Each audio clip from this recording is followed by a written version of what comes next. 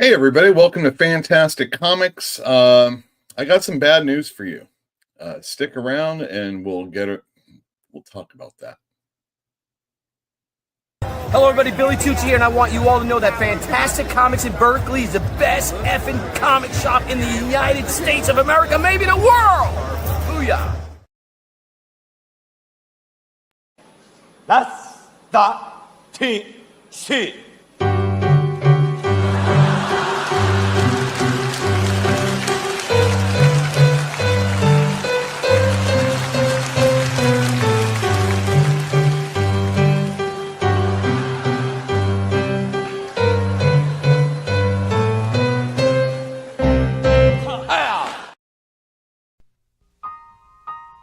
At last, the greatest album of love songs ever recorded. You'll want to share them with someone special. Why do birds suddenly appear? Sung by the man who turned a personal affliction into a recording career, Don No Soul Simmons. Just like me, they long to be close to you.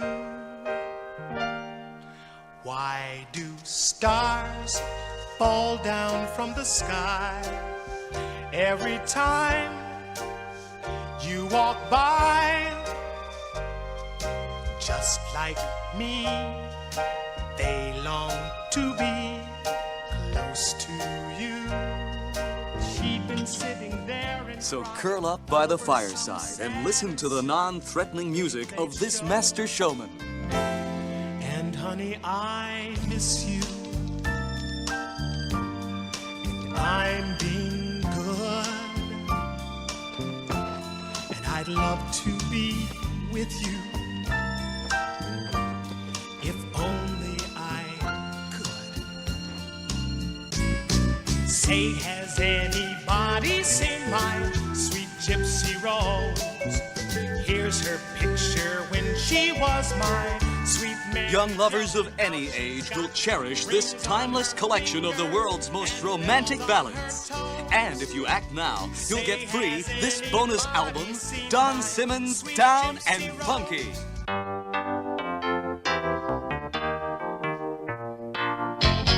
Jeremiah was a bullfrog, was a good friend of mine. Never understood a single word he said. This two-record collection is not available in any stores, so order now. Yes, he always had some mighty fine wine.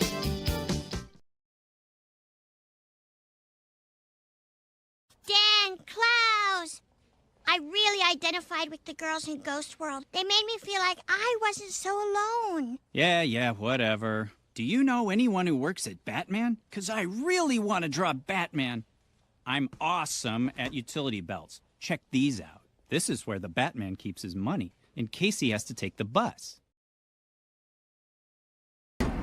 Look, this is just an informal chat. We were wondering what you were working on in your lab. Well, I've invented a pill that gives worms to ex-girlfriends. Right, and what's positive about that? Well, it's a pill that gives worms to ex-girlfriends. Well, could it also give worms to ex-boyfriends? This is a drug for the world to give worms to ex-girlfriends. Well, great. Thanks for stopping by. You just don't get it here.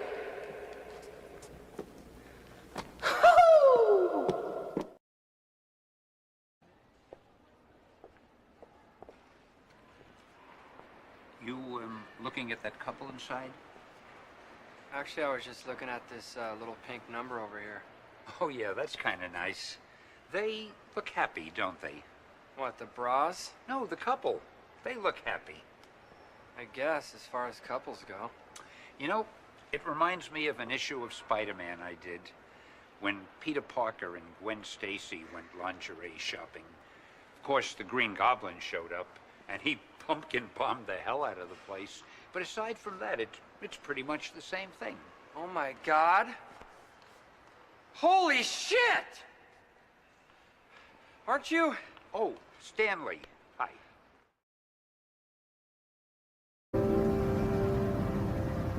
this is where he every day I'm wearing a necklace like this, and he's in this urn. Is his ashes? Yeah, his ashes right here and here. Yep. So both of my grandpas are here. What's that other thing on the necklace? It's a Punisher emblem. What's that about? I like the Punisher just because he's he takes his the law into his own hands to punish the people that wronged him. Is he singing English or Russian? In English. Come on, Berserker. Girls think sexy. I'll watch. Wait, he's gonna sing it. Watch, it's too funny. My love for you is like a truck berserker. Would you like some making fuck berserker? That's fucking funny, man. Did he say making fuck? You're my rival, okay? The only reason you're here is so that my hatred of you can fuel my desire to beat you, okay? So I need you staying in the game. Okay, then I'm gonna beat you, you skank. Yes, that is the spirit. The only way to beat men is by competing against other women. Is that Henrietta Pussycat? The Henrietta Pussycat from the neighborhood of make-believe? The same. Thank you, P. I use her as a shower mitt. Does that bother you? Please, me. Exactly, Lidge! That's a priceless artifact and part of our collective childhood, you mutt! Honey, we have confronted our homophobia, and so has everyone else in town. Well, thanks to your mother's tireless efforts, spreading the word about your homosexuality, calling people and writing people, and putting your picture up on telephone poles, and buying bus stop bench ads, and starting an online chat service all about you and your gayness. Oh, shut up! I'm not gay! You two made my life miserable in this town! I hate you! You gay bastard! No gay son of mine is not gay! You better get gay or I'll make you gay! What? What are you trying to say, George? It's just that I was the one that actually paid for the big salad. She just happened to hand it to you, but it's no big deal. You want the money for the big salad? No. Then what is your problem? There is no problem. Just a small miscommunication whereby you thanked her instead of the person actually responsible for purchasing of the big salad. She really did some job on you. You know how fucking nuts you are? Look what she did to you. You fucked my wife. What? You fucked my wife. How could you ask me a question like that? How could you ask me? I'm your brother. You ask me that? Where do you get your balls big enough to ask me that? Let's get back to Right, so these punks, Yes. I don't know if they wanted money or they wanted something more sexual. But it's a lucky thing I had my pieces. Your pieces. My guns. Oh. Anyway, I started blasting. Bang! Bang! Well, I don't see so good, so I missed. Then they ran away. I ran after them. Okay. Bang! Try to shoot them in the back. But I don't run so good either. Anyway, you guys all think I'm a hero, and I'll accept that responsibility. All right, come out to our blast jowl. For shame, Doc. Hunting rabbits with an elephant gun. Elephant gun? That's right, Doc. So why don't you go shoot yourself an elephant? You do, and I'll give you such a pinch!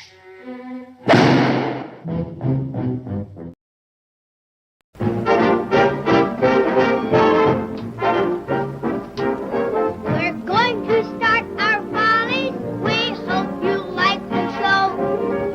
Everything is ready. We're raring to go. We'll give you all the latest songs and dances full of pep.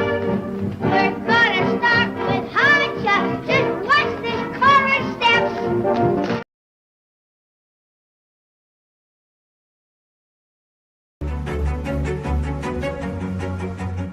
Originally settled as Ocean View during the 1850s, the city's population boomed with displaced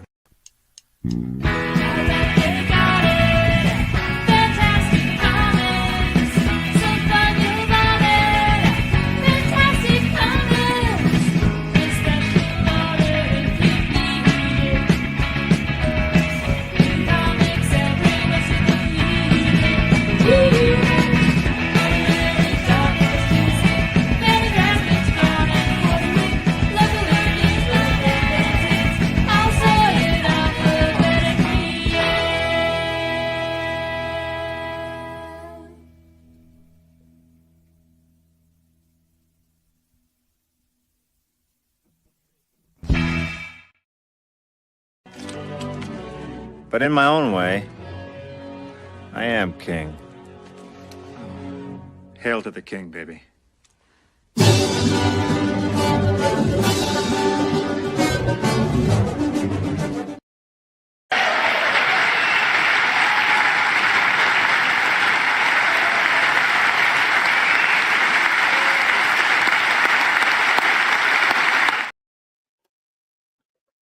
Well, thank you very much. Welcome to the show after a 1 week absence.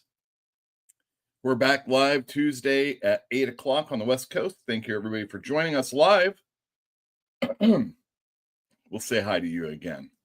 For everybody that are here afterwards, please, if you haven't, think about subscribing and hit the bell for notifications so you can know when the show comes on, Tuesdays at 8, and if there should ever be anything else. There rarely is. In 2 scant hours, 1.5, maybe even less, I tell you all about comics that were great last week, all about comics that are coming out this week. We're going to talk about the comic book industry and things that happen to my store. So if you aren't familiar, my name is Yule Carter, comic book retailer in Berkeley, California. That's right, in Berkeley, California. Let me get that scroll going. Wednesday through Sunday, 12 to 5 p.m. Call. Now that I've been trying to answer the phone more, I get those. I remember the reason why I didn't like answering the phone in the first place. Make it important. Otherwise, contact me. I'm talking to you guys at the show or on the show, watching the show. At events at Fantastic Comics. I don't have events often, but Free Comic Book Day is coming up in May. And in June, on the 25th, Joe Casey is going to be signing at my store, my very, very small store. It's going to be very intimate and very short. So if you don't come in, it's just going to be me taking Joe Casey out and getting drunk or something. Cheers to that. So make sure you show up. One of my customers threatened to bring pizzas or have pizzas delivered. That could be possibly a thing. But overall, coming in and maybe having an impromptu live episode of this show, but only in the store and with Joe Casey in. What do you think about that? Does he know? Does he know I'm going to grill him? We're going to ask him all about that run that he had with Grant Morrison on the X-Men books. And we're going to really say, how does editorial screw stuff up so bad when you're supposed to have a year-long, maybe longer series, and it gets cut down to 8? An open-ended Weapon X-Men with all of these X-Men characters, or at least mutant and mutant-related characters that are very popular, all in one book, and it only gets 5 issues. And, is he getting jerked around? Does he know? Does he kind of have to toe the company line to get other stuff? Yeah, that might be. Nah, he'll come in. We're going to have fun, though. I'm going to bring my books. I definitely have a few Godlands I need him to sign. So make sure to think about that. And if you do want to come to the signing, you have to purchase one of his graphic novels off me. So I'm going to have a bunch in stock, all number 1s also. And something for everyone, because he's definitely a comic book fan's writer, if you are a fan of comic books. Anyway, so yeah, we're going to be talking about all sorts of stuff like that. But, and this might be the last episode, or the last episode where we do this. It's dependent on the customers of the store that come in and you guys in chat. Here we go.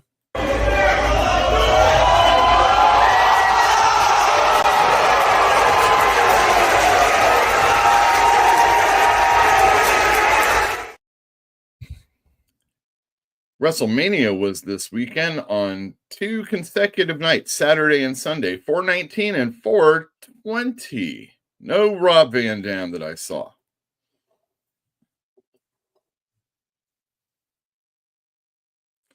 Seth Rollins, the night before, came out and he had glasses that looked like a crown of thorns. And he came out all in black, and then the lights went out.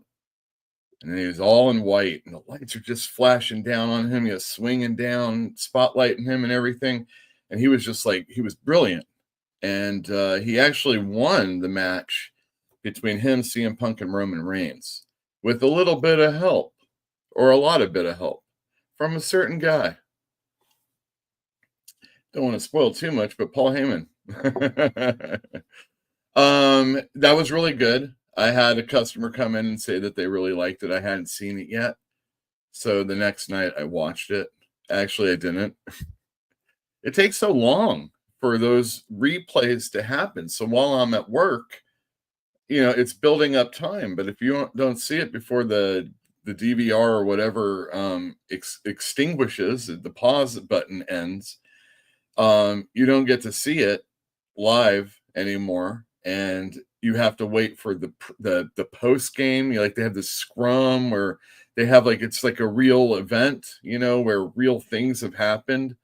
And we want to keep giving that illusion. So, the performers come out, the wrestlers, the Triple H, the different people, just to continue the stories. And I didn't watch any of that. In fact, I fell asleep more often than not. There was title changes aplenty. And the next night on Raw, there's even more. Well, there's at least one. And, such is wrestling. The other thing about wrestling is that there's just so many cads in it, and it was, I don't know. How has it gotten better, exciting wise, watching it, story wise, entertainers wise, wrestlers wise, exposure, the quality of the product has gone up. I'm talking about WWE. But in all of that corporate TKO sponsorship thing, it's just not for me. AEW, they just suck. And who cares about TNA? So that's your wrestling minute. Yeah, Pat. He got stunned into a situation where he was guzzling a beer. Pretty awesome. Good stunner. Let's talk about some comics that came out last week. I usually talk about things I've read that I really like, or things that sold really well. And although comics sold well, and I sold out of comics, and I had to reorder the books, nothing was really all that important to me. And as far as the sales are concerned, it just felt like another week. And I feel like, most of the people that picked up books feel the same way. There was less Spawn. There's going to be like three Spawn books coming out this week. Spoilers. And so the best of last week, I don't even have runners-ups. The week before, I had a ton of stuff to mention that I thought was worthwhile. But this week, there was really just one. And it was this one. Superman, the Summer of Superman Special. Written by Mark Waid, Dan Slott, and Joshua Williamson, with art by Jorge Jimenez. Okay, so first strike against a book that I thought was good. Jorge Jimenez doing the art. He is so good, and we know he is such a Superman fan. For him to not be doing Superman and still doing Batman even after Jim Lee is off the book, he'll be back on Batman. It's just such a shame. And it has nothing to do with me not liking Dan Mora. Dan Mora is doing Justice League Unlimited. He does 2 books a month. This is unheard of. And he does consecutive issues often. He doesn't take breaks. So, we're really getting a really great artist. But I feel Dan Mora is suited somewhere else. And it's probably more like on a Batman book. Put Jorge Jimenez, who really wants to do, put Dan Mora on the other one, whatever. So that was number one. Number two was the story, although concise, between 3 writers, and it flowed, I would say, seamlessly. It was kind of like a haphazard story where we were following Vladius, who was coming in from like different time periods. You know, he's just kind of popping in. And I forget what the real reason what was that was happening, but it got solved. But what that first off does is it introduces us that don't know or that do know and haven't seen something like this for a while to the future stories, the Legion of Superheroes. And for old time fans, that's a thing. At the end of this issue, there's even more to suggest stuff like that in a different way. And one of my favorite characters that, if you're astute, will know is the same name as my brother. It shows up later on in the book. And it's like, well, all right, there's more to come. This is great. And the story was really good. It was a little preachy in spots. One of the writers just went off the deep end. I just can't understand where, even in the story, it just felt like it didn't come naturally. And that's the second strike. But there's no third strike. Everything else is great. And I mean, really, seriously, the first one, me just being upset that Jorge Jimenez isn't on the normal Superman book is, you know, he could at least do action. He's just so great. And I think with a guy that actually has stories, he should be exploiting this at DC. But Mark Waid, Dan Slott, and Joshua Williamson overall did a really, really good job. And I'm looking forward to it. If you like Steel, if you like Superman characters, they're all in this book. You should check it out. That was the best of last week. All right. Moving on. We're going to be cracking a slab in just a little bit. And if we have time, we're going to have time. We're going to take a trip down to Mother's basement. But first, I'd like to say to each and every one of you, especially the ones that are live. Hello. Hello. Hello. Hello. Hello. Hello. Hello. Hello. Oh. Go. Look out. Hello. Hello, everybody. Hello. Let me just pour this Denog. Oops, I said what it was because I don't have to run the video. I think two Seinfeld are pushing it anyway. Holy cow. I was watching a co-guest of Thinking Critical, Josh's channel, Culture Pop by Culture. I can't remember what he calls it. I subscribe to it. And they were talking about WrestleMania. What? I never knew Josh knew anything. I mean, he was talking like he knew something. I mean, all this time. Not Near Mint was first. 6 years sober today on the anniversary. Whoa. 6 years sober today. On the anniversary, I lost my girlfriend to kidney failure. Holy shit. A radio personality I listened to for 30 plus years is going off the air. I hope you're sticking around. Well, I don't know about 30 more years. I'll be here probably. I mean, there was earmuffs. No, eye muffs. Congratulations on sobriety. I have no problem with people being sober, and I don't think that you need to have fun by, get drunk to be having fun. And more often than not, I don't like it that way. But it's tough, man. I mean, we all have our things that we have to get through, you know what I mean?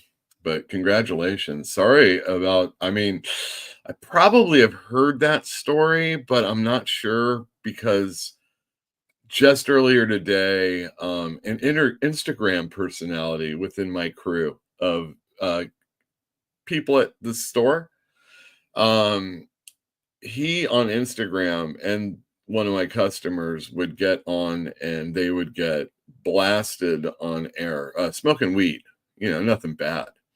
But they would do like, the fat dabs, and those Instagram stories go off immediately. It's immediately. If you don't watch it live, you don't get to see it. And one of the guys that he would get on with, and sometimes it would be in the basement at the store, in the church, and that dude would take some. I mean, you take a dab, and it's like you think you're dying, I can't, and then it comes around, and you do it anyway.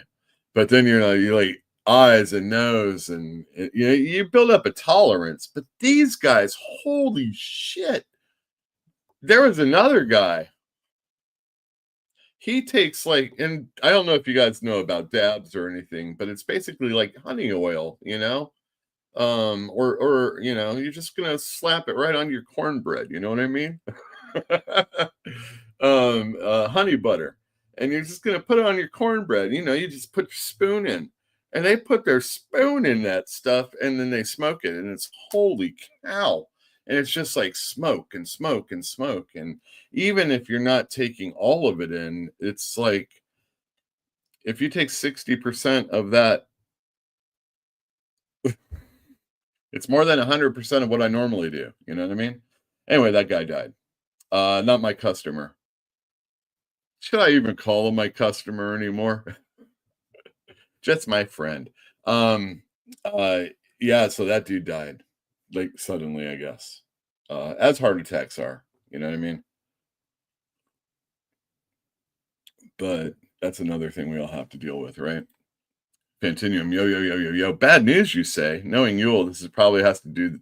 Well, the Dodgers did lose. Spider-Man or KFC? I don't know where this KFC bit is coming from. And me bitching about Spider-Man is usually because other people are. It's me bitching about people bitching about Spider-Man. And Spider Guy says Popeye's chicken, and that I'd be upset more about something that happens to KFC for sure. Elithid lore. Yeah, the bad news is Yule knows that Ron Lim has a 1,411 and or 141 and a third % chance of beating JR Jr. in a poll. That was hard to say. I don't have that clip, but easily I should have it. I mean, yeah, Elithor, that was good.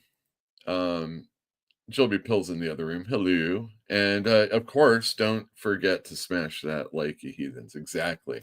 Speaking of heathens, holy shit. Did you guys see that the Pope died like less than 24 hours after hanging out with JD Vance? Catholics. Jagron, hey, evening, everyone. Hey to you. Hey, Mr. Yule, good to see some comic talk. Amen. Welcome back, Yule, Dwayne Moose says. Well, thank you very much. I don't know what it was. I had all the things ready to go, and I just wasn't. And I took this title from last week and brought it here. And I really wanted to talk about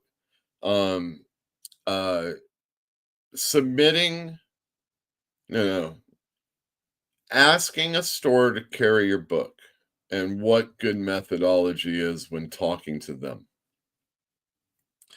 Maybe that'll be next week. This week, I've got some bad news for you. The bad news doesn't go away. Jolly, Wrench, hi guys. So what were the big comics from last week? Well, I just told you. There was like a Black Panther Ultimate, and there was an Absolute, if I remember correctly. And I could have talked about them, but I'm not really reading them, and I'm fine-tuning my sales right now. I did have someone drop Batman and say that Superman's the only one they like. All right, that's cool. That just goes to show you there's something for everybody, right? Wrestlemania was good, but we need these are words that would get you kicked out of my store. Night 2 had the best women's three-way I've seen with all my clothes on. Amen. Dan Slott. There's a lot of people that don't like Dan Slott. And it's funny that a lot of them kind of run around in the same area, right? And I like Dan Slott. I've enjoyed Dan Slott in the past. I enjoy his Spider-Man. I thought it was, for the most part, a really good run. He did the Spider-Man Human Torch thing. He did Ren and Stimpy. I didn't read any of those. But he's a writer, but he isn't always the writer that I care about. And his part in Superman was just, I don't understand it. The summer Superman special was good. Hopefully it's a sign of things to come. Well, I thought the last storyline with Doomsday was excellent. I'm not reading Action right now. I didn't really enjoy the Philip Kennedy Johnson, and it's hard to say this for some people to hear.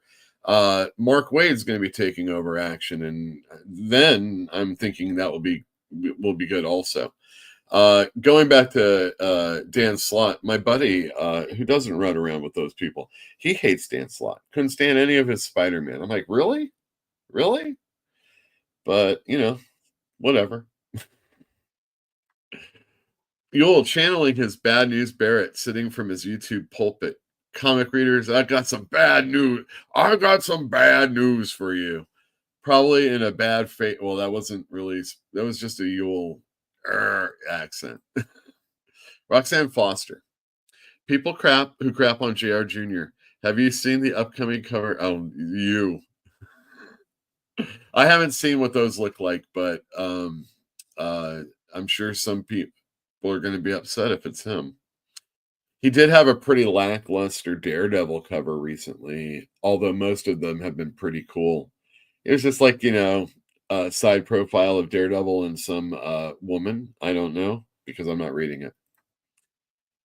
This week I'm ready for Hush Part 2. Yeah, Part 2. People are like, boo to the story. I enjoyed Hush messing up Joker. Well, he does on the cover. Yeah, I don't go on a social media looking for the slotster.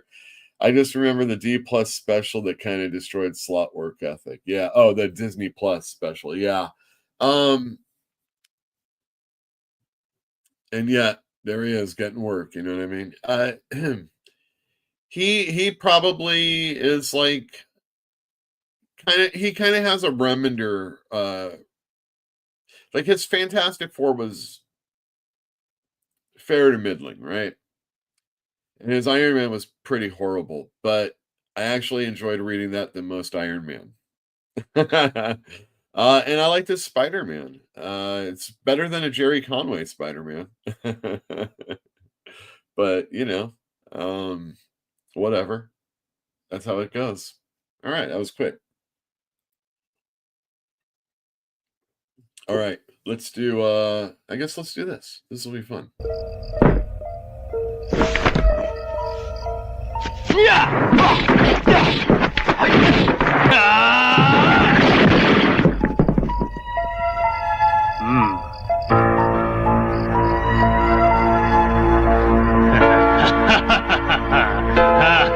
Good.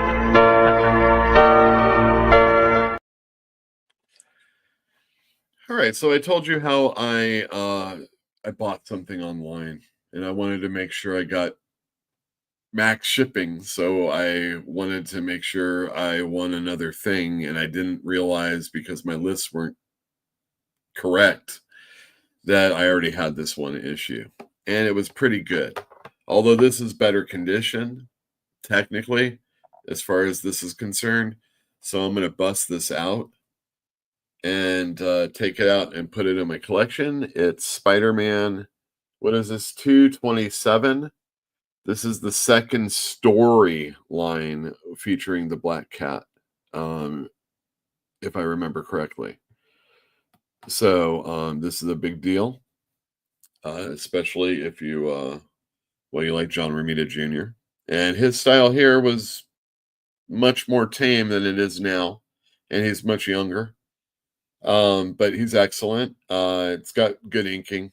He gets to do the cover, which is not always the case. And yeah, 60 cents back in the day.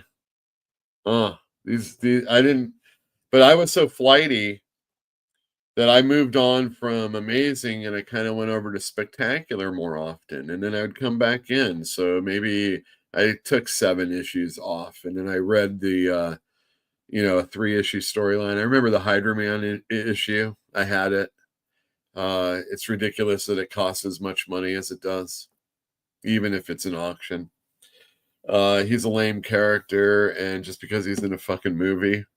And then when somebody buys some, I bought something for 75, I can't possibly part with it for 75 for less than 75.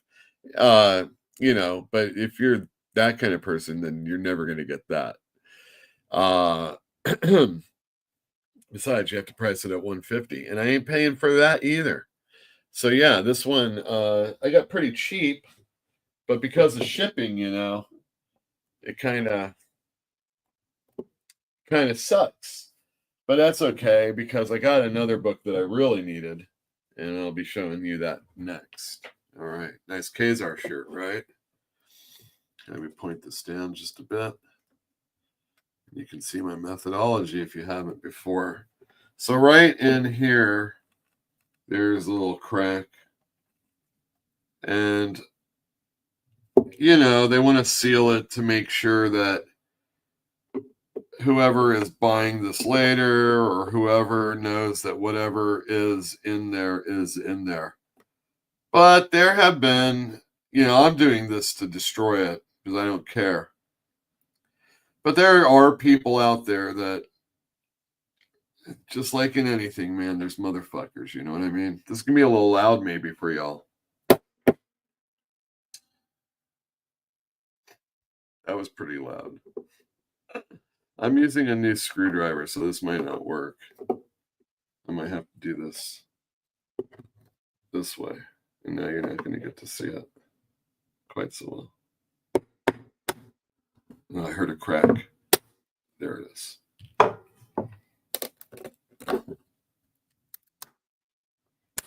Damn. This is a good one this time. All right. I might cut myself on camera.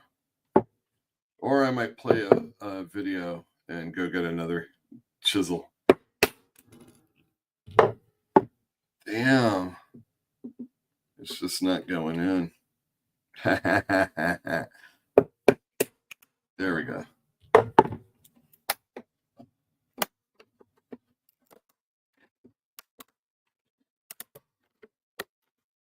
Oh, once I got it, it was easy, right?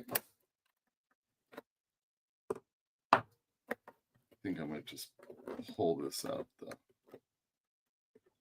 So it comes in the sleeve. All these words I use. Hold on a second.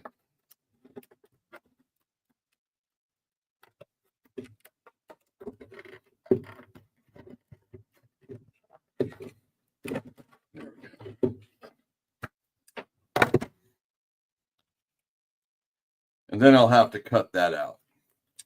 But we're going to do that later.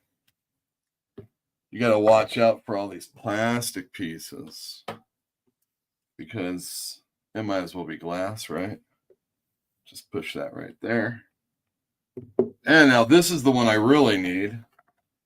And I think this is, again, the second appearance of Dazzler, or the second storyline of Dazzler in 203, right after the X-Men issue. I could be wrong. What does it say here? Third appearance of Dazzler, excuse me. I know. All right, let's see if this one's a little easier, or if I do it better. Right there. No. Man, I think I left my other one at work is the problem.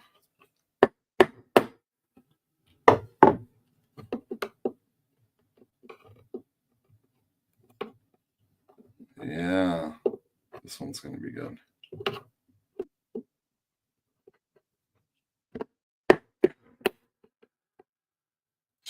Jesus. Maybe do this end. That's the way I did it before, right? At least I think I did. Shit, this is too big. I was lucky before. Maybe Jill's getting me one.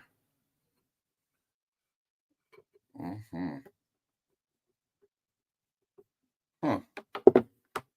This almost feels like I can't even find it anyway. No, I was just thinking you might get me a thin screwdriver.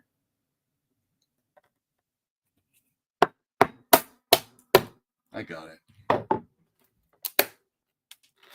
Damn. I hope you all appreciate this. I might kill myself right here on camera. Am I not allowed to say that? Not on purpose. Here comes a rare appearance of Jill, everybody.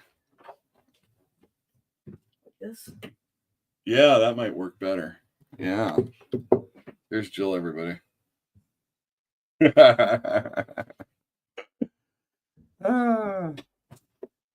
Oh, maybe that will work. Let's see.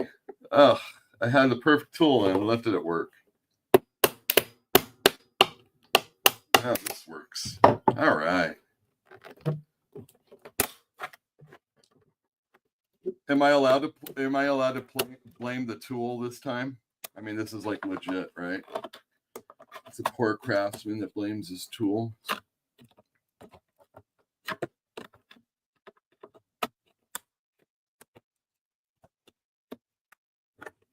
You can't see me, but my tongue is hanging out like I'm all Michael Jordan on this one.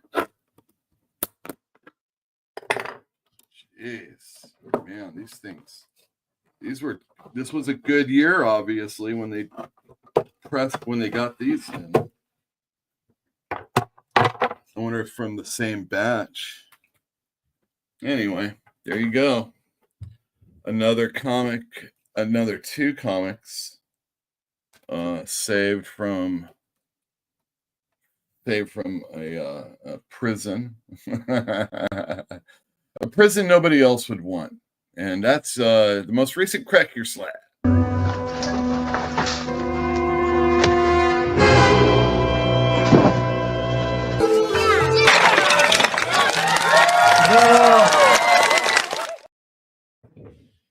I'm just cleaning up over here. My goodness. That was horrendous. Way to go, Jill. You saved the episode. Man. I wasn't sure. I was really kind of sweating. It's a good thing my face wasn't on camera because I was starting to perspire. Dried up pretty good though. Let's see here. Hey, he is a solid writer, just like Aaron can be. One of his books is coming up soon. It just depends the idea they get before they start a series. Yeah, probably. I mean, people that weren't man, it was so cute. You know, you're trying not to be a gatekeeper or be a snob or anything like that. But and I have a video of this. And it was a horrible video, so I highly don't recommend you go see it. Or I was horrible. But everybody was anointing Jason Aaron's Thor as the greatest run ever. And I'm like, yeah, you guys might want to cool your jets. He's only in the 5th issue, you know what I mean? Yeah, the God Killer's a fun little thing, but we'll see where that goes. And you saw how Hollywood took care of it. Oh yeah, that reminds me. Make sure you vote in the poll. It's what movie are you most looking forward to seeing? Right now, we've got Superman winning at 45% of the vote. But Fantastic Four is close, and comic book movies aren't for me is definitely something I would probably say. Well, look, Corey Keller's here, and she says, hi, Jill. Cardinal? Is it a cardinal? Elithilor. I like Gore the God Butcher more when he was called Desak, the God Slayer. Desak? What's that from? Which character is that? I don't know. Is that a Thor also? Look at me now, I'm posing. I have read a lot of Thor, but Man, you read a lot of Thor, you know what I mean? A Bule bird. Am I saying that right? Oh, it's in Dan Jurgens' Thorman. Dan Jurgens' Thorman is pretty freaking awesome, man. Let me tell you. Jill saw it. All right, excellent. Bluebird. Oh, a bluebird. A Bule bird. Like that singer, right? All right, excellent. All right. Say one more time. I should have had that video for it. Do I have the video for this, though? That's the question. No, I don't. Yeah, okay. All right, let's talk about some new comics that are coming out next week. And it's important because it's going to tie into Mother's Basement. Oh, it is it? Oh, son of a biscuit. I was cleaning. I don't know where I put them. It doesn't matter. I got the video for it anyway. Gosh darn it. The best laid plans, you know what I mean? All right. Maybe I have a video I can just go and run. Let me see. You know what? I do. Why don't you guys listen to this? Come here. I swear, he fell asleep because the guys, the crews were on, like, coffee, right? So we come out here and he fell asleep. Can you see him? Get a shot of him, eh? Anyway, forgot the opening. Kuru, cuckoo. I don't know how it goes, eh? It's the Great White North, and my brother's sleeping, and what we're going to talk about today is how to make a guy go when he's sleeping, right? And what you do is, like, when he's sleeping, you put his pinky into, like, warm beer, right? And, like, it just makes him go, right? So hopefully we'll show you how.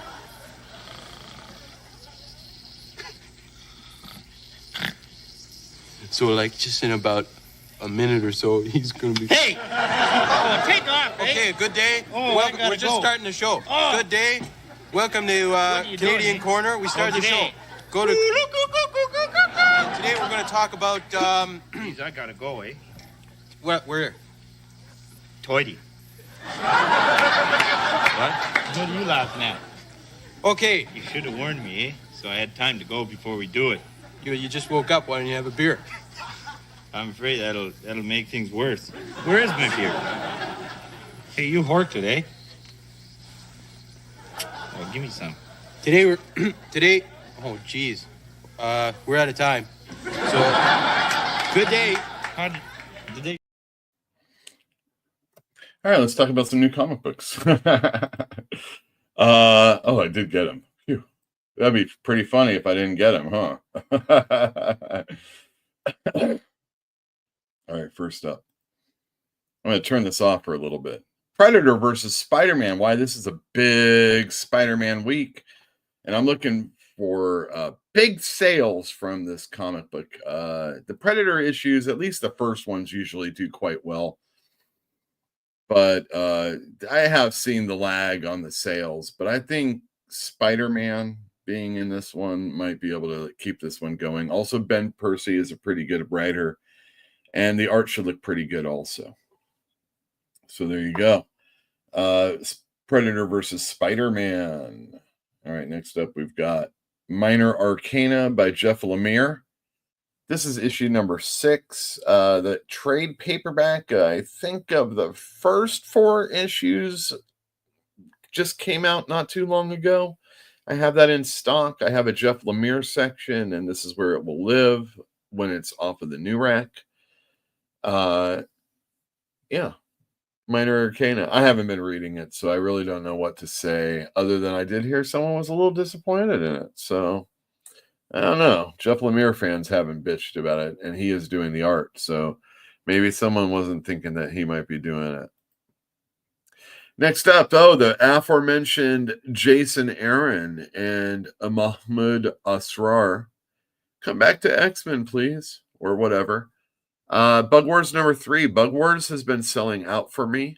It's not a heavily ordered book, but it has kept the numbers. And for most books, that's a pretty good sign. It is just a mini series, though. So, we'll see where this goes.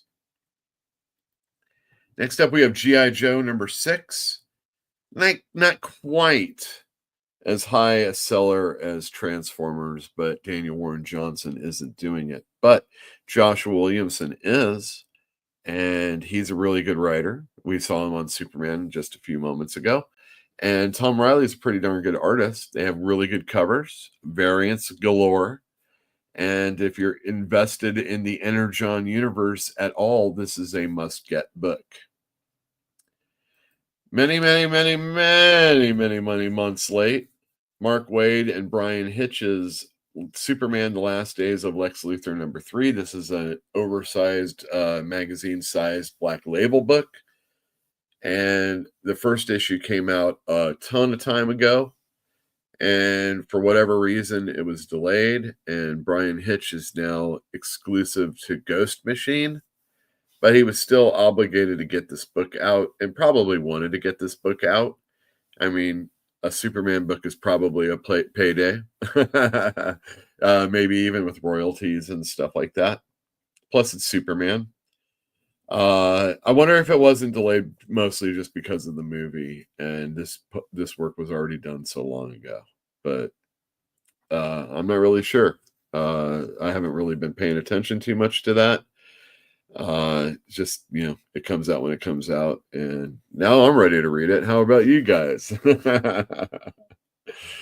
Avengers #25. It is a One World Under Doom umbrella storyline, Masters of Evil Part 1.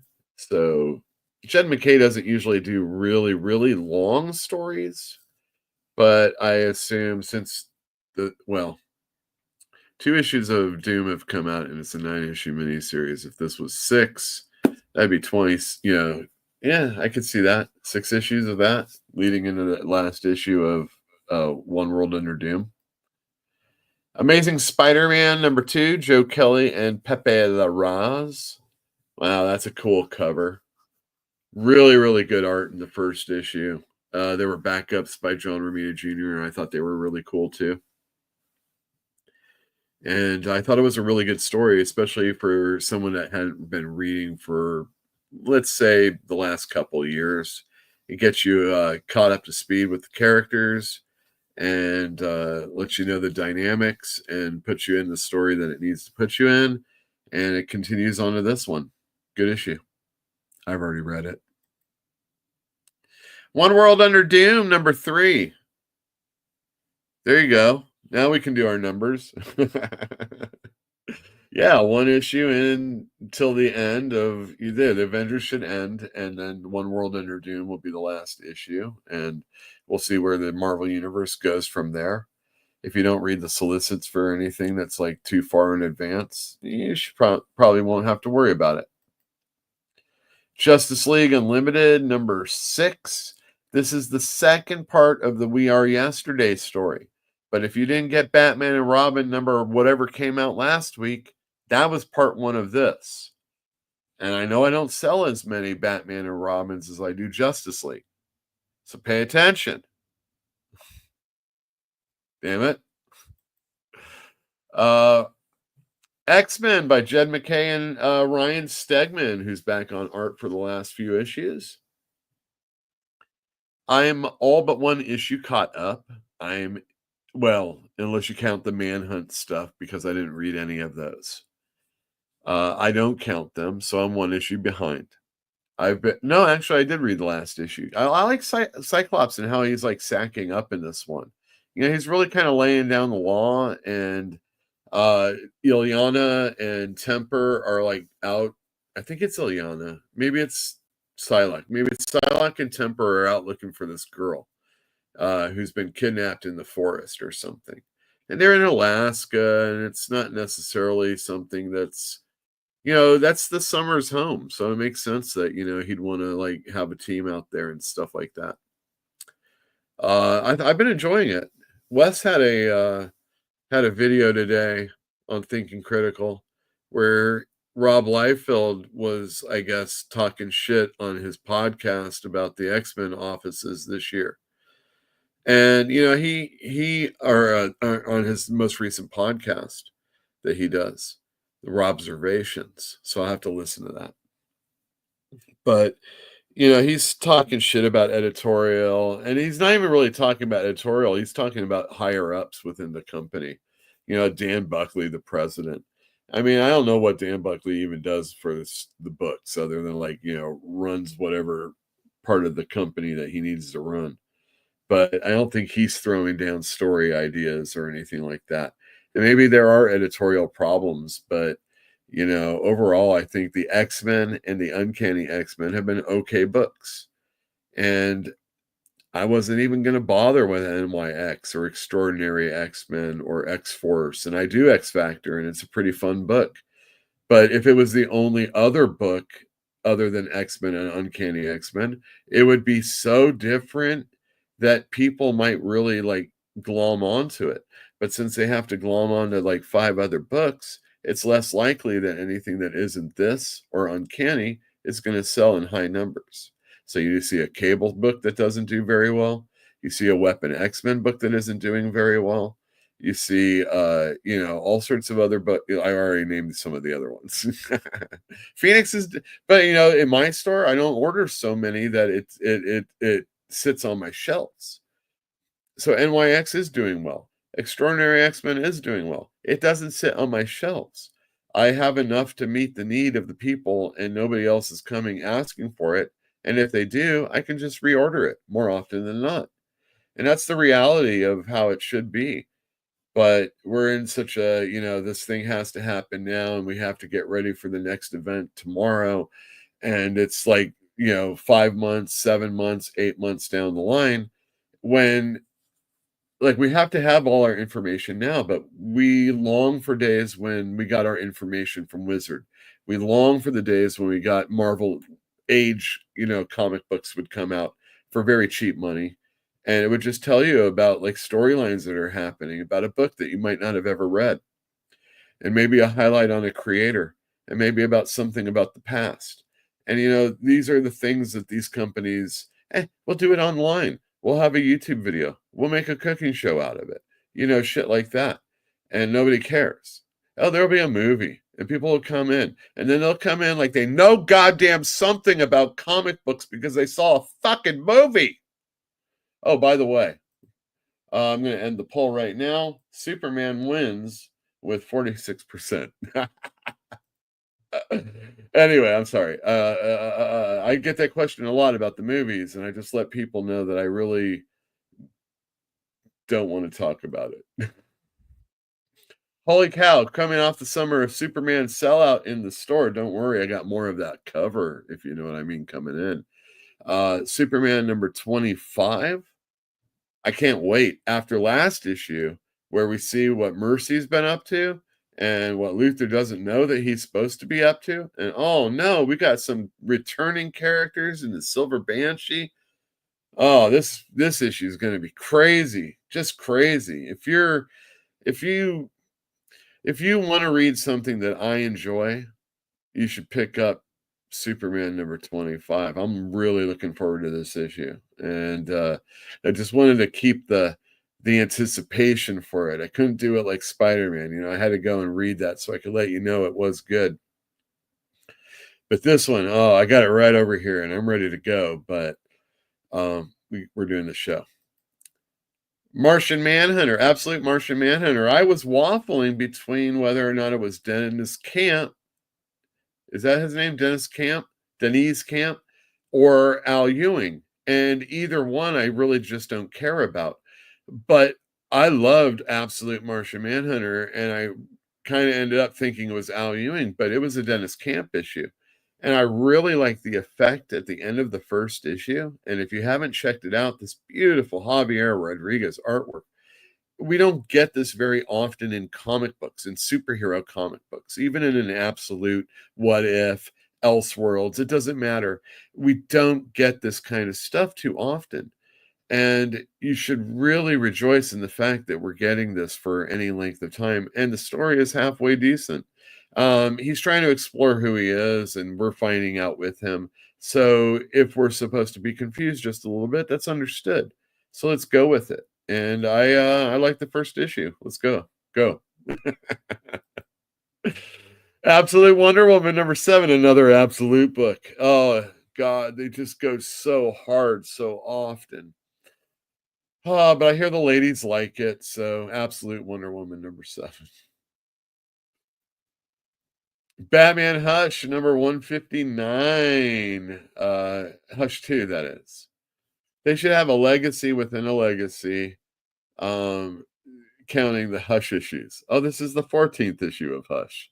Unless you count Heart of Hush. And then it's the 20th issue. And if you count the other Hush one, whatever. So many numbers. But Jim Lee and Jeff Loeb, you know you want it. You were holding off, and you're like, I'll wait till the second issue. Well, here you go. Oh, I'm sorry. It wasn't Ultimate Black Panther last week. It's Ultimate Black Panther this week. I'm stupid.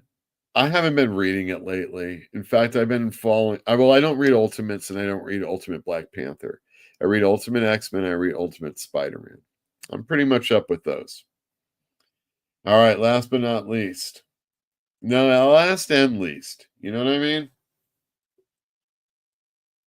This is Youngblood, Rob Liefeld's Youngblood Deluxe. Make sure you get Rob Liefeld's name on that, because you wouldn't want it to be the person who actually owns the rights to Rob Liefeld's Youngblood.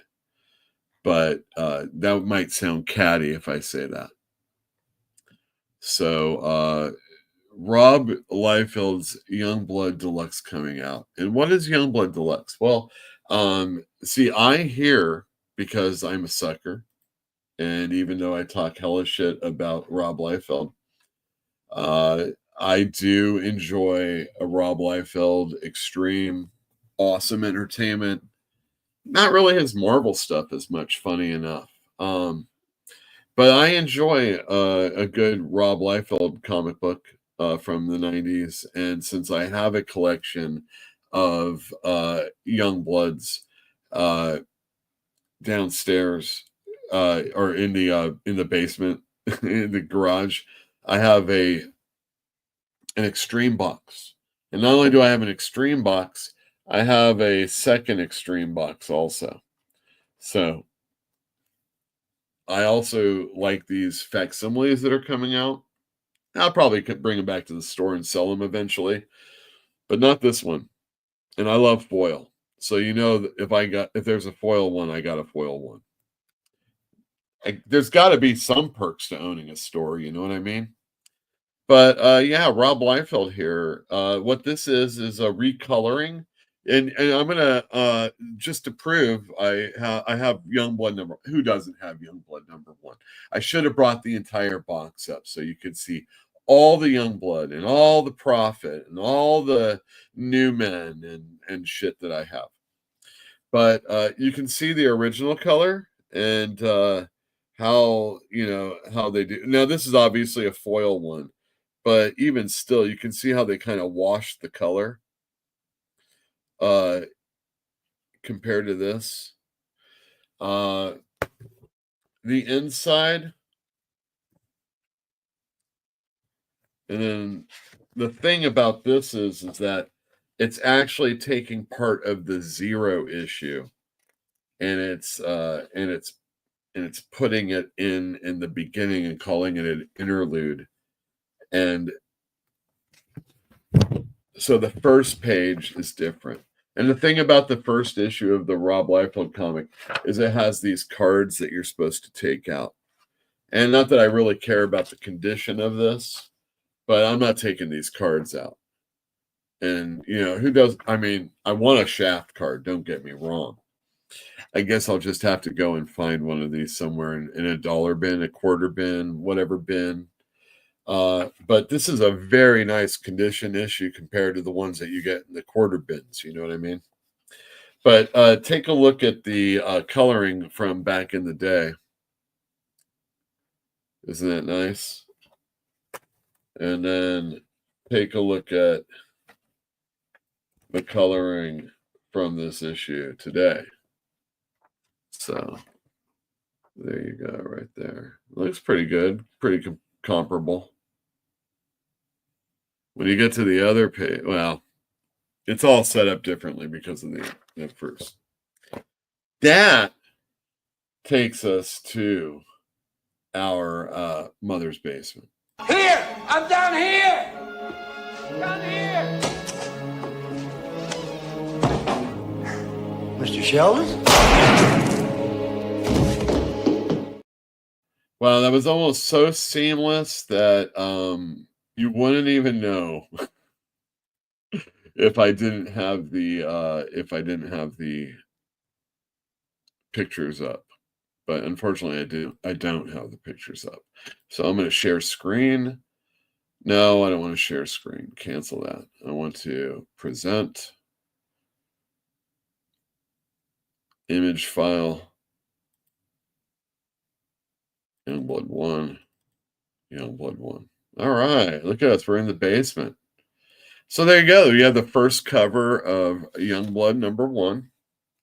Here I have the foil edition of Youngblood #1. This is great.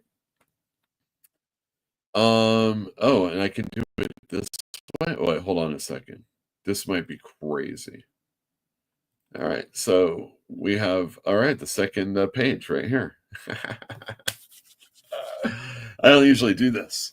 So what we have here is a 1992 Malibu comic book. As you can see right here, it does have the image eye on the book right here. So this is the first image comic book to come out. It's Malibu was the publisher. Getting a company up and running and producing comic books is difficult. But I think this only lasted for about 3 issues at best. And then it was Image doing everything all on their own. This was 1992. Fast off the success of X-Force. Fast off the success of Jim Lee's X-Men and the relaunch of the adjectiveless X-Men. Let me just try this. Does this work? Yeah. I'm just trying to get off the all right, that's not so bad. Off the success of the relaunch of the adjectiveless Spider-Man by Todd McFarlane. Off the success of oh,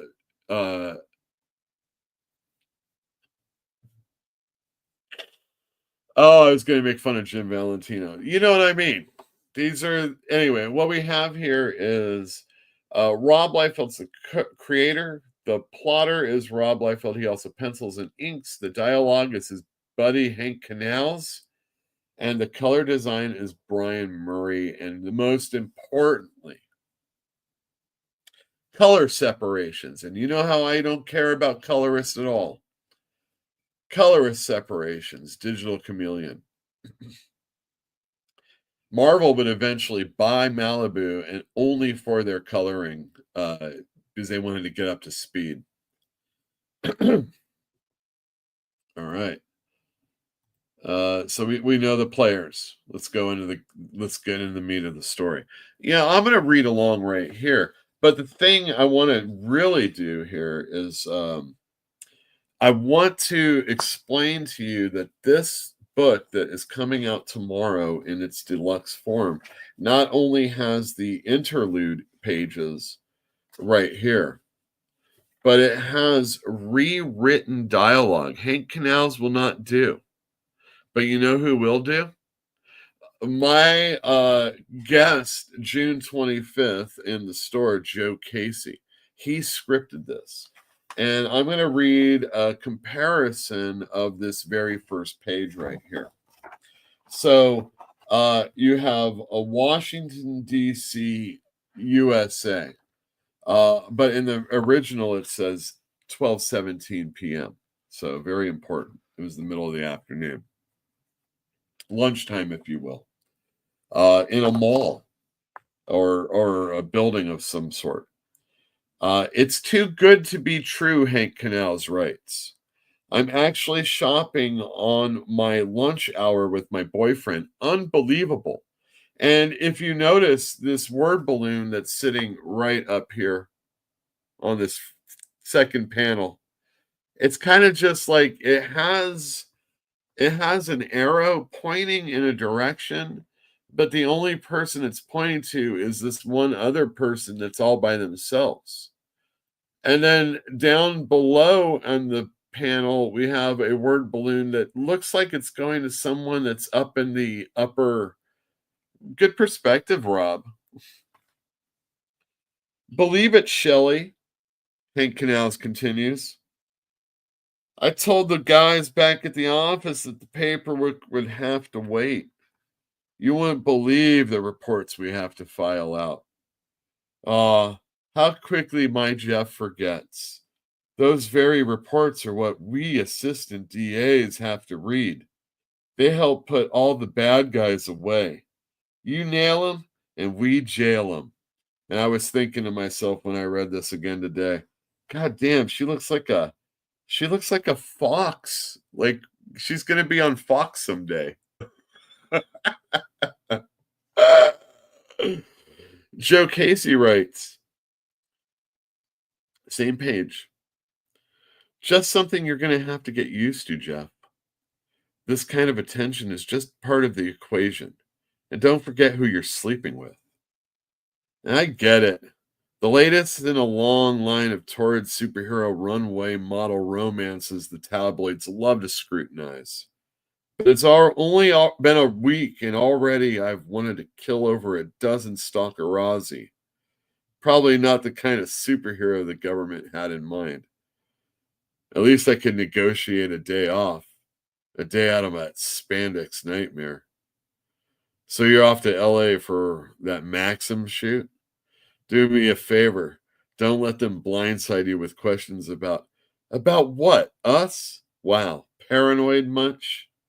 For your information, I was SI's swimsuit cover when you were just an anonymous junior agent with an earpiece and a bad suit. I've played the fame game in all its many forms. Played it a lot longer than you have. So just unclench and hey, somebody's called security right over there. And that's very important that part was written, and you'll see why on the next page. All right. That was good. Good job, Joe. What's it like working for a buck, Joe? You know? What's it like, dude? Goddamn StreamYard. Hold on a second. Yeah, this is probably not going to work out ultimately. All right, let me do this one. One more, and then I'll get us to normal. All right. So stop security out of my way. So it happens right here instead. Shelley, stay put. Yeah, there's this that's right. That's what it was. You got to read the Joe Casey one to get more understanding on this. Let me bring up my pages though. So, how progressive of Rob to have a black guy robbing somebody at a fucking mall. Speaking of a mall at 12:17 in the afternoon, I don't know what Washington, D.C. is like, but you think there would be more people maybe? I mean, come on, man. It's just one guy. I mean, there's more security than there is people in the store, and thieves are more than people in the place also. But the thing about early Image is that they had a problem with black people. You might not know this, but they do. I can count them out. I mean, the most important books right here. You got Spawn. You got a black man who dies and wants to come back for his wife. Awesome. So he makes a deal with the devil. Awesome. And then when he can actually show his face to his wife, she ends up being white. And then she remarries. I just think it's not cool. Chapel. I shouldn't talk about Chapel yet. We're going to talk about him later. Shadowhawk is a superhero that has AIDS, who happens to be black. Spoilers, I just gave away the mystery of the first 1.5 books. you're not going to read it anyway once you see Jim Valentino's artwork. You know what I mean? Yeah, but getting on to this one, here we have our boy tackling the perpetrator, but this was all a setup, and you can see it in the voice of the person talking. I need it bigger for me to be able to read it, so I got to look at it on the page right here. But it says they're so predictable that way. It almost takes the fun out of it. They fall for this ruse every time. All right, that's cool. I dig what's going on here. I see. And what is that? Oh my gosh, there's a sniper. See, that's the one thing. I don't think there was any reason why Shaft would understand that there was like a sniper ready to get him. Also, in typical Rob Liefeld fashion, his gun's lame. And then we got freaking this hair. And thank God there's coloring, or else there would be no goddamn background in any of these panels whatsoever. You know what I mean? Holy cow. Let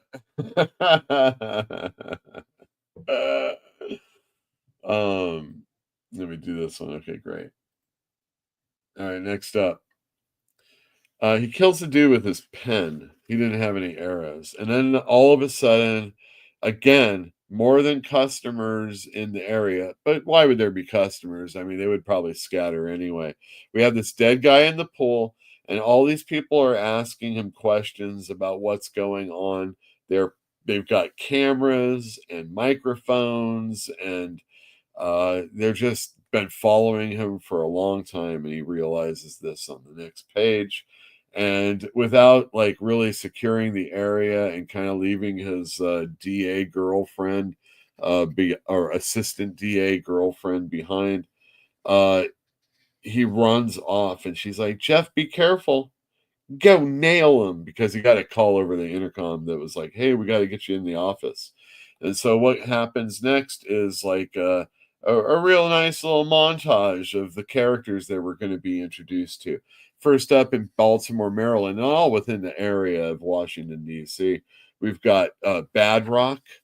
His mom is making his breakfast. He hasn't been home for a while. I guess he can taste the stuff. And he's also a messy eater. But he gets the call and he runs off. Die Hard, and if you're reading Blood Squad 7, there's a Die Hard equivalent also. And it's really awesome. And it kind of plays into this also. Because in Arlington, Virginia, underground at 12:44 p.m., I am needed. This time I must make better use of my freedom. That's what Die Hard thinks to himself. Okay, freedom. A lot of people, so the first two Image comics that came out, and I got to get my face on for this one because you guys aren't going to believe me saying this if I don't.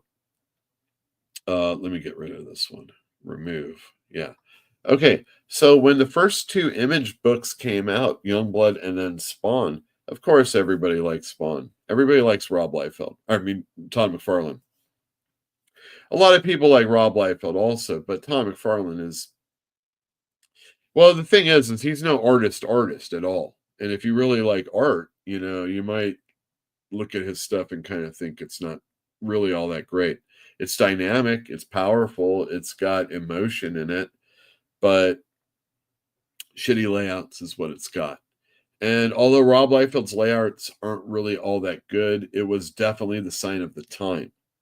And it was way more influential to people that are making who are making good comics now because of that stuff. That's what I say. Where were we? Rob Liefeld and his panel layouts. Well, I mean, what we're seeing here is we're seeing a montage. You don't want to spend a whole lot of time. And what would we get with Tom McFarlane? Oh, Spawn standing on a building with his cape with a bunch of fucking dialogue that doesn't mean shit about dick. You know what I mean? I mean, thank God we have Hank Canals here, because who knows what Rob might have actually written, Then we got overwordy Joe Casey coming in and trying to actually fix this shit.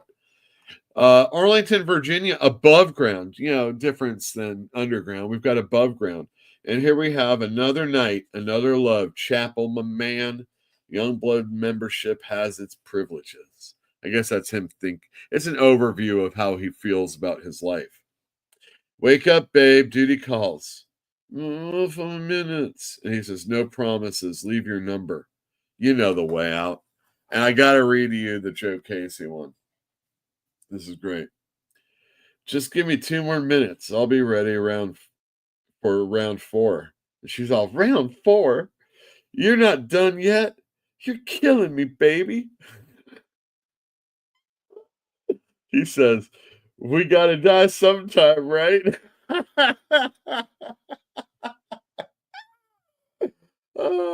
Might as well. Uh-oh. Got a call. Damn, they're looking for me. Time to go. You got to work? Does that mean I can see you in uniform? You promised. And he says, fine. This what you want? Does this turn you on? Oh, Joe. It's hilarious. I love it. I think it's great. It was done a few years ago, but I mean, the thing is like, Rob's doing overtop stuff, and he's kind of matching it. Washington, D.C., 6:23 p.m. It's been 5 hours since I was paged. Shaft's probably pacing the halls by now. They think I'm at their beck and call. Let them wait. Oh, yeah, and I forgot. We really kind of just went over. I have to present for you guys this image one more time. This is the home team. Let me get this picture off. And the home team is Bad Rock Combat, Chapel, Vogue, who we just saw, Die Hard, and Shaft. So there's only one more to watch, right? You got one more, right? All right. Where are we? Oh, we're way too far. Excuse me. Damn, these things can't bring anything up at the right time. So there we have Vogue. And then there's Chapel. And what's Chapel saying? Oh, so we get the pleasure of your company tonight, Photon. And he says, sir. And whoever's sitting, I guess Vogue is sitting down at the, she's finally come in. And he's all, you're late. Don't let it happen again. This is on the next page. You're late. Don't let it happen again. So so she's sitting down, I guess. And then she's standing up. No, that's a different person. I don't know what the hell's going on. Basically, request for assistance coming in. He's all right, let's go. So all the problems that they had are solved, I guess. And they go. And then what's going on is they want to make this quick. It seems like 2 of the members of, what are they called? They're called the 4. They're called the 4. Rob was really stretching it on that one. The 4 are going to break out. 2 of the 4 are breaking out their comrades. Hope you 2 weren't getting too cozy in there, the big guy says. To taste freedom once again, so sweet. Yeah, and this other one's name is Starbright. She's all right on schedule. Any sign of Youngblood? Oh, the mere mention of that name boils my blood. And then as they're like standing around, Die Hard just flies in and cold cocks this one dude, the big guy. And then he punches him again. He's all, I've been waiting for this day. And this time you won't be so lucky. So now we got this is what Rob's all about. You got 1, 2, 3, 4, boom, panels. And then on the next page, you got 1, 2, boom, panels. And then on the next page, you got big panel. Okay. And then on the next page, you got, well, if you got what I got, you got this. And then you got, oh, you got to do this. That's what you got to do. All right. So I flipped the book. And it says Youngblood, first explosive issue. And then just like on the other side, it had an away team. And this time we're going to pay attention to Brahma, who you guys have seen when we were talking about Dutch back in the Team Youngblood days.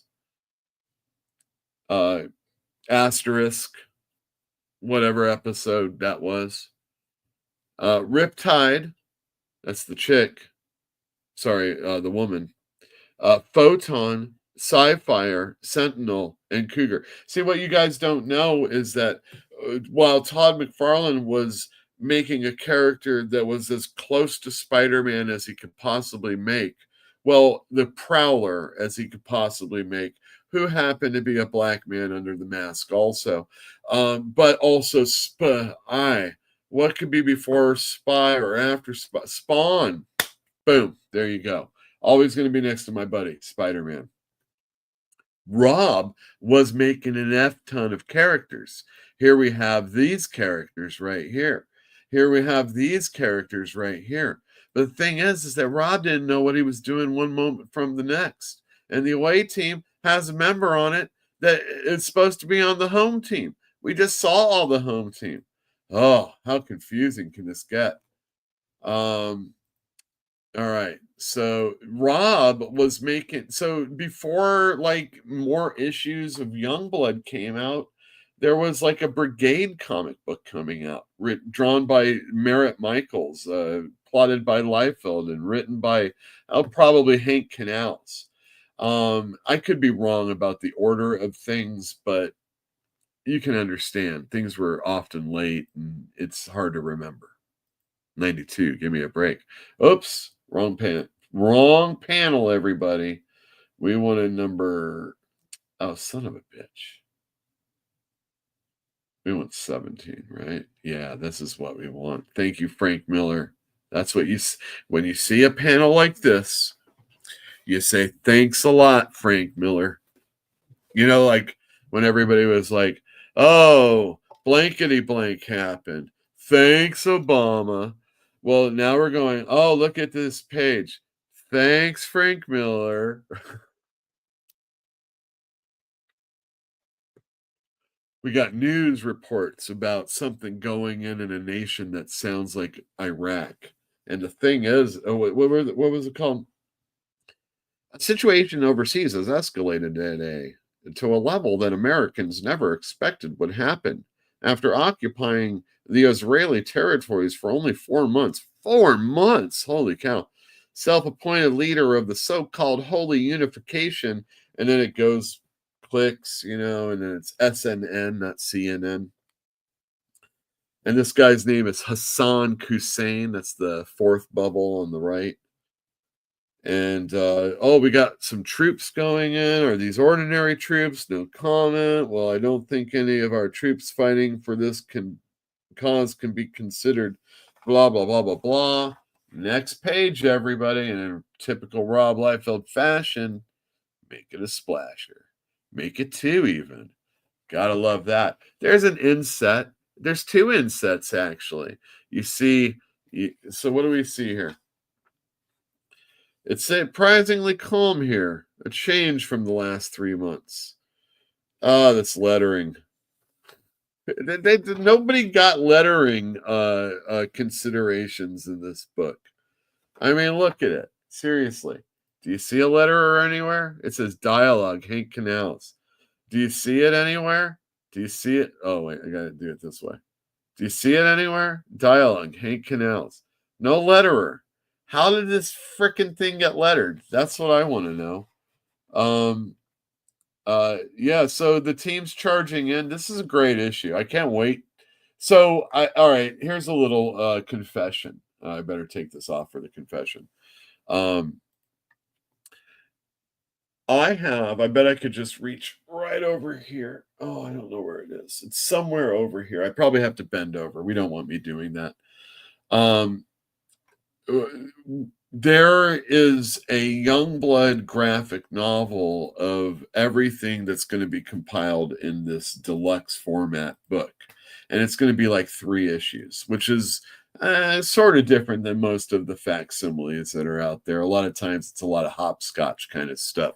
Recently, Marvel's been doing some consecutive issues of my favorite Amazing Spider-Man, Stern, of course, and of X-Men, Byrne, of course.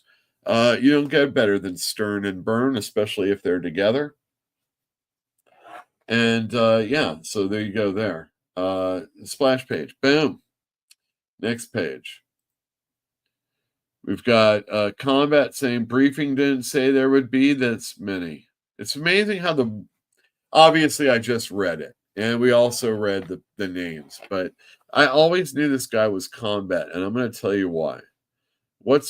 So firstly, they're having this conversation about war means to each other. Even though it's kind of silly dialogue, you can get some meaning from it. And, you can develop further storylines from stuff like this, should you care.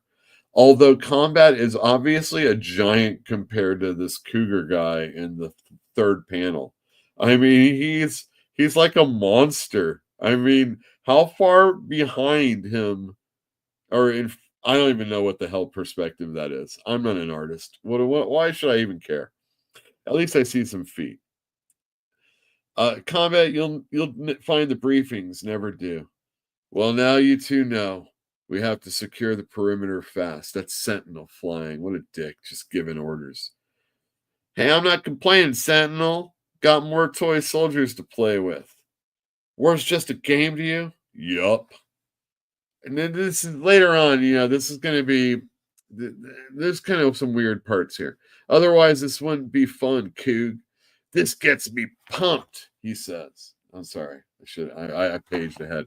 This gets me pumped. Too rare for my taste. And, once again, I want you to, these panels. You got 2-page, 1 panel with 2 insets. You got 1, 2, 3, 4 panels. 4 panels. You got 1, 2, 3 panels. And you got 1, 2, 3 panels. But the thing about Rob that's wonderful, I know I'm bouncing around a lot. You got vertical or horizontal, I mean. You got vertical and horizontal. You got only vertical. You got only vertical. So here we have Sentinel. And here we have Cougar back in his helmet. So if you noticed I'm sorry, I'm paging ahead. Anyway, I'm putting way too much effort into this Rob Liefeld comic book. You know what I mean? Fight. They fight and fight. They get broken up eventually. And then Riptide, the big guy, what's his name? Brahma, Sci-Fire, and Sentinel are in the room together. And they all get a big old shock. But if you notice, there are feet that are hovering in the air. And those feet belong to Sci-Fire. They don't know I could have taken you out from the States when you least expected it. In his own language, the guy says, "How can this be? Attack!" But I wanted to do this personally. So this guy, he's a real so-and-so, you know what I mean? He's a real so-and-so. Cut to our boys fighting. We've got Cougar and Combat. Combat gets his helmet knocked off his head. Says something about the guy letting his little brother beat up on him, and that really sets off Combat. He's like, "Get off him, Cougar." And he says, "This scum is no brother of mine. I'm built for this. I'm built for combat." Briefing or no briefing, I can take him. Yeah, you take him, man. You take him all the way. Next panel, he's beating him up. "I want the satisfaction of the kill. Get up, I'm not done with you." Combat, he's only a grunt. He's not worth it. And he says, this isn't Catella. And you're supposed to know, like, you know, what Catella? That's like another planet this dude's coming from. I can't wait to find out more about that. They run off. And then we have Sci-Fi having this big old monologue. You know, this doesn't become such a mighty man of yourself. Stop your groveling. The guy's just, please, please, please. I actually admire what you've done here in this backwards country. It just, mine pays me more. And he's all, money? I'll pay. And this is another thing, if you're really getting about image, you could have done anything you wanted. And it says, the caption says, much too little, much too late. And he's all, I enjoy the part of the job. It can be a headache sometimes, which that's a thing. But I have high job satisfaction. You got these really nice close-ups. Rob's doing a pretty good job here. And an image, which, like, you know, the thing about image was that one of the bones of contention, if I recall, just something that gets brought up. And the thing is that when you're recalling things that happened and things that upset you, you know, it's hard to put everything in proper order. Just think about the last time you got in a car accident, the first time you got in a car accident, first time you got in a fight. You know, did you come home? Did you tell the story? Were you duplicitous when you were telling the story?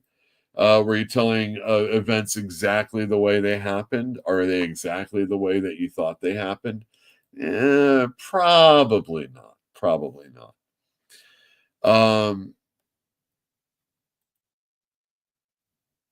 So Todd McFarlane, one of his bones of contention about Marvel was in one of his stories, which was a crossover with X-Force, Rob Liefeld's book. Shatterstar slices into the eyeball, the slits of Juggernaut's helmet. And, you know, there's like blood that splatters. But Todd McFarlane supposedly drew a pretty gory image. And I would suggest that Spawn, for the most part, the imagery isn't ever shied away from, but it isn't really all that, you know, powerful.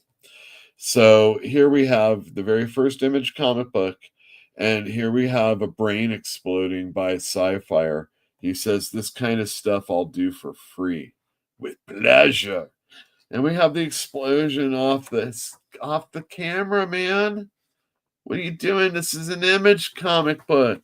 You can curse if you want to. They never curse initially. They always use wingdings. Like, what are you using wingdings for? And what is this, like a Marvel explicit mag? Anyway, 31. He says, a little messy. And then Combat and Cougar come in, and then Cougar's like, where's the... And he's all, he did it again, Cougar says. And he's all, such style, such finesse, but your timing stinks. And then Combat says, impressive. And then Sci-Fi says, thank you. And Cougar's a little worried. People are like, oh my God, this is going to be a tough one to explain. And then Riptide's like, oh, thanks a lot. Way to go. Smooth move, X-Lax. And then Sentinel gets we got to call the cleanup team. And what's the response? A little US Today. And I got to move the banner because this is very important. Oh, damn, it doesn't show up quite so well. No, it shows up like it should. Kusain's terror ends in suicide. Pow, smash, kerplash, it says on the bottom. Marvel Comics may behead. What is this? A Thinking Critical video? And that's your mother's basement. All right, Youngblood. Come get. I don't have many of them, but I thought we should talk about. A Joe Casey comic book. Hopefully, I can talk about a Joe Casey comic a week, and hopefully they won't be Youngblood related. But stick around. We're almost done.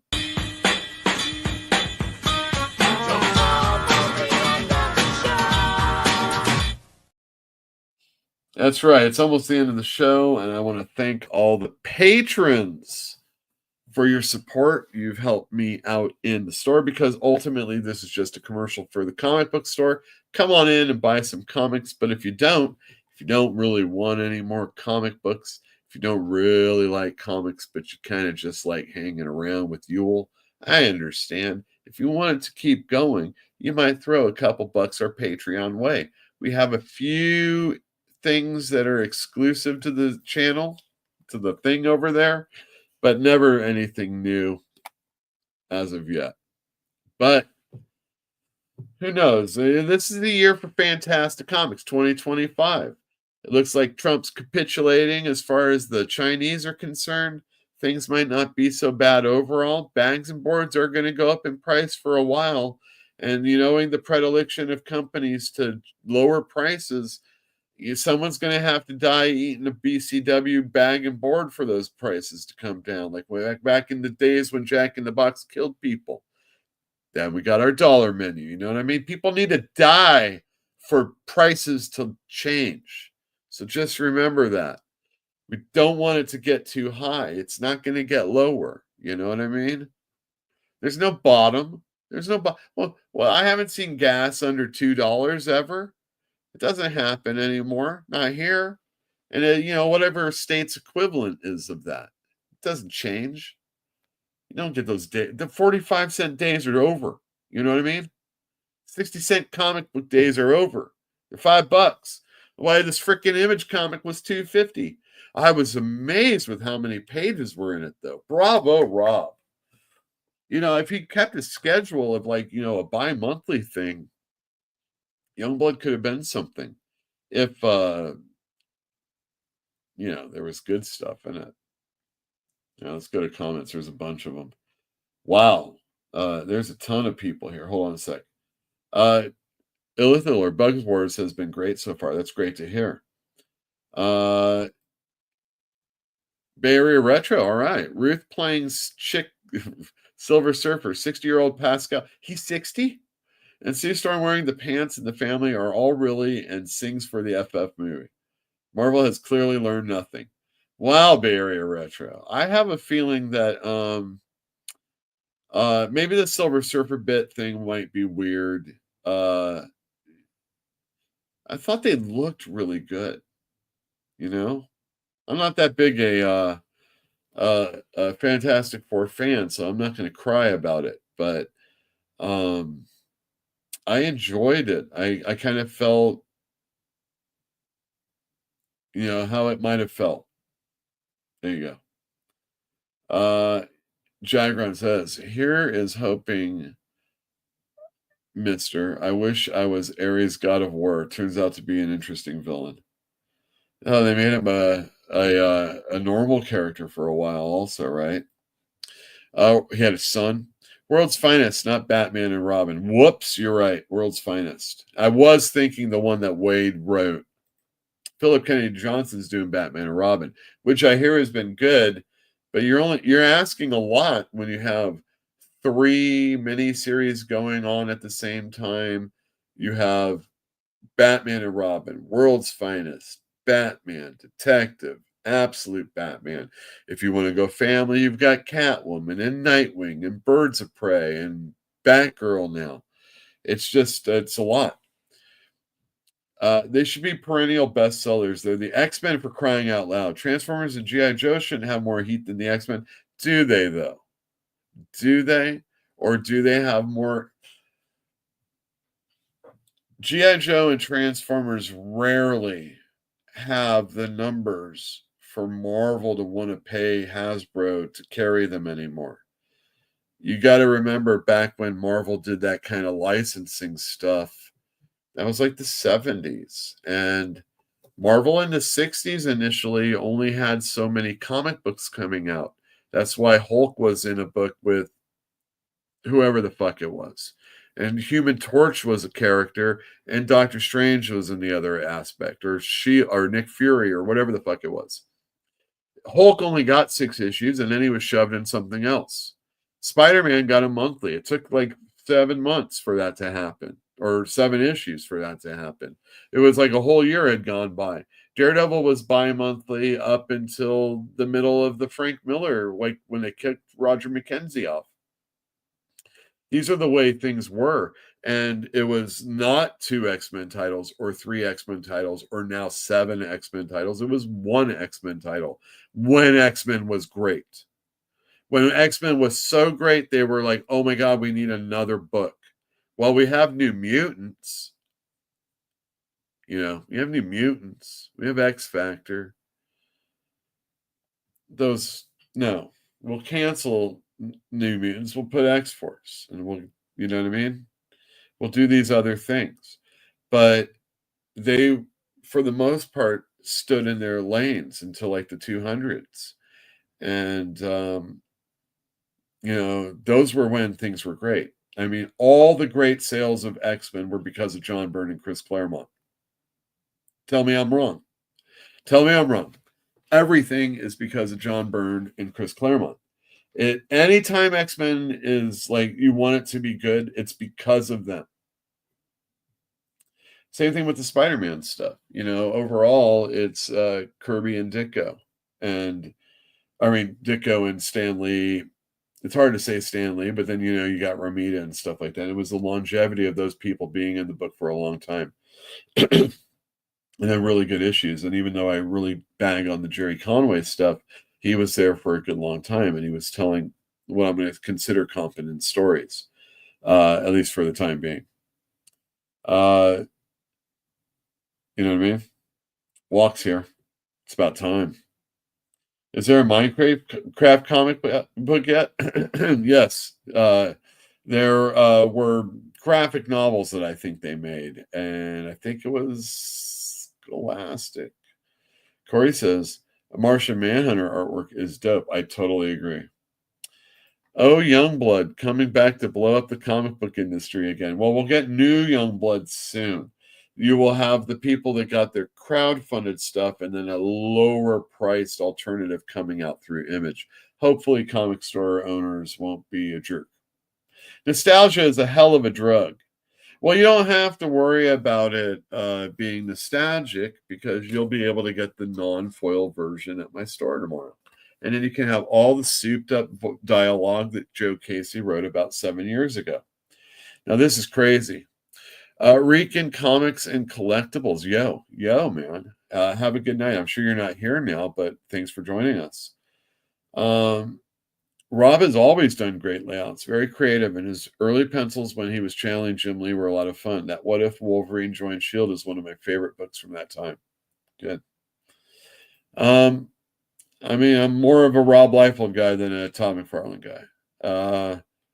Jim Lee, and it's debatable about how important he is. And I would also say Mark Silvestri. It was just such a powerful time for people that were young in the industry to be able to command attention, respect, loyalty, maybe loyalty. Like, you know, it's just like G.I. Joe. It's just like Transformers. It's just like Rob Liefeld. There's X amount of fans out there. And hopefully you can build on them by having a Daniel Warren Johnson involved. If Daniel Warren Johnson wasn't involved in those first 6 issues of Transformers, I question whether or not people would be as excited about it. Robert Kirkman has some cachet, but Void Rivals doesn't sell like Transformers. You know what I mean? Damn, I need to find this book to follow along. I saw the Gene Hackman. Yeah, Corey. Where's Gizmo? Yeah, good question. Where is Gizmo? Let's see. Do I have one? Do I have the one? Yes, I do. There you go. While we do this. Comments. I wasn't. Well, X-Men at its best, one book, bi-monthly and later monthly. Yeah, sure. What in the world are you talking about, Stoner? I'm talking about today. I understand that you're talking about today. I'm just saying that I think the comments about X-Men's a little crazy. You know what I mean? It's been bad for a while. Or I think the reason why people think things are bad aren't really the reasons why they're bad, other than writing stinking, and that's possibly it. But if that's it, that's just it. I don't think that everything the X-Men did during the Krakoa era was bad. It just ultimately wasn't good, and it didn't pay off. It wasn't worth the effort. You know what I mean? And I felt like I saw the numbers. There was a big drop off. There wasn't a great drop off though. I mean, still, I would rather have X-Men sales of that time period. There were a lot of people that were still kind of upset about, the Krakoa era being gone. I just think, like this last run, they just overexpanded. You have people that want money, and you got to do stuff for that, and you got to put out more books. You got to put out more covers. Eventually, people get upset about more books, and they get upset about more covers. It's very hard to contract. It's hard to say we're going to charge less for these comics and have less comics. It's just not going to. I have to. If I don't sell comic books, I have to sell something else. If I'm not selling comic books, I might as well not be doing this, because the only thing I really want to sell at the comic book store are comic books. Now, I am getting excited about the Magic the Gathering Spider-Man cards that'll be coming out, and I definitely ordered those. And I'll probably be ordering more, so if you want to get your orders in, let me know now.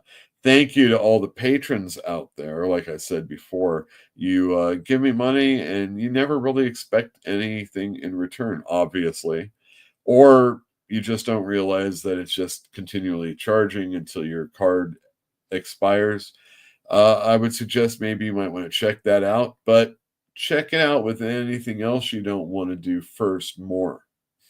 more first. So, you can get rid of that account for some other YouTube channel, some other Kickstart thing that you're thinking about, streaming service, cable. Don't get rid of cable. We all need cable. That's the most important thing. Being seen is also very important. You wouldn't be like this guy. My last name is Costanza. That's Italian. So you and I are kind of like countrymen. Huh? Paisanos! $6.50 your change. Ah, yes. And I always take care of my paisano. So here's a little something. Antonio! Si! Vieni qua! Questa miserabile patrona! All right. Continuum says you should use that gizmo in the block picture as your store button. The current you want to have is gizmo. Gizmo is cool. So the one with the cat, wink, wink, nudge, nudge, LOL. The art on the average mainline Marvel book is pretty shit right now. Okay, so Avengers just recently had that really great artist that worked with Ram V over at one of those small companies, that Kareem guy, I think his name is. Pretty darn good. Seems like he's a keeper. They still have Ryan Stegman in the fold, pretty good. They've got Luciano is going to be doing Uncanny X-Men, I heard. Pretty interesting. Could be very good. And Pepe Larraz for the while on Spider-Man. RB Silva doing stuff. Valerio Shitty is not shitty. And I do like those artists. Nobody there is as great as Jorge Jimenez. But Kari Andrews is going to be doing something. He's going to be doing Wolverine Spider-Man. I like Spider-Man, and I like Kari Andrews, so that might be really cool. Guggenheim's going to be writing the book. The Goog is back, so that's something to pay attention to. Whoever's doing the art on the Death of Silver Surfer, it's going to look really, really good. Marvel's got some things in the can right now that are, that are going to be cool. I think the people that are working on the JMS, the one-shots that he's been doing are pretty good. The Women of Marvel had 2 of 3 artists that I had never seen before that I thought were really good. And so there are some really good. people that are working at Marvel. But again, I don't think anybody's as good as Jorge Jimenez, other than maybe Kari Andrews. And then when you back that up with Dan Mora, I mean, I would love to see this. We got great artists. We got great artists. We got great writers. We got great writers. But I think you can do it with the art. You can't do it with the writing. We've got Jonathan Hickman. We've got Joshua Williamson. That's all it gets done. That's it. We got Mark Wade. We got Al Ewing. Oh, you got Al Ewing too. It's different when it's a double dipper. Whoever's using Joe Casey at the time was the winner. You're just playing and you'll have my insight. Yeah, you come and tell me that in person. Laraz is top, Shiti too. I don't know about you're right. And Nick Klein on Hulk. And they backed it up with that awesome that Irish artist that I like. I can't think of his name right now. And Kev Walker did the last issue. And holy shit, this 25th issue of Thor is going to be a wraparound cover. Nick Klein, he's going to do the inside. Thor versus Hulk. Book it. That's what I'm saying. Book it. That one's coming out real soon. There's a lot of really good. There's a lot of good stuff though. You just can't care too much. I'll see y'all next week. Promise. Promise.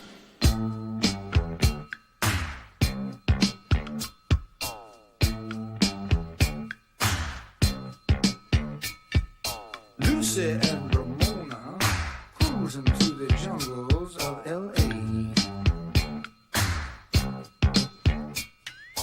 Hoping to promote a dream somewhere along the way.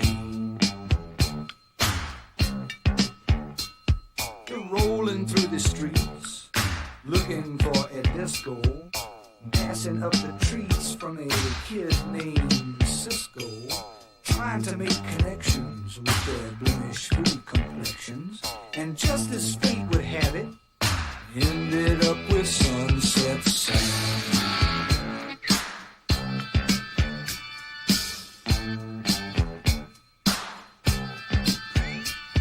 Sam was selling watches from a suitcase on a TV tray. And Lucy and Ramona kept trying to figure out if he was gay.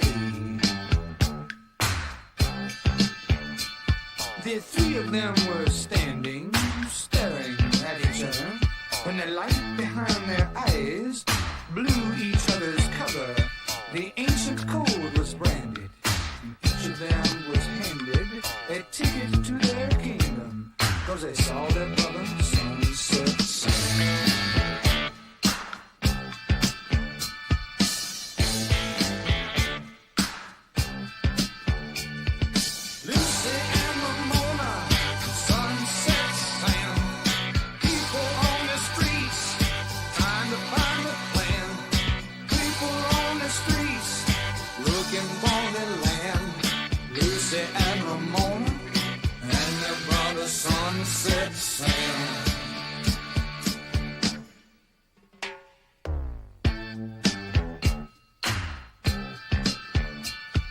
Lucy was from Compton, and she met Ramona at the zoo. Ramona was from Brooklyn. She left when she was 22. Sam was a native of the Arizona desert, but he split when he was slated for some governmental make-work. Their differences subsided when the common bond was sighted.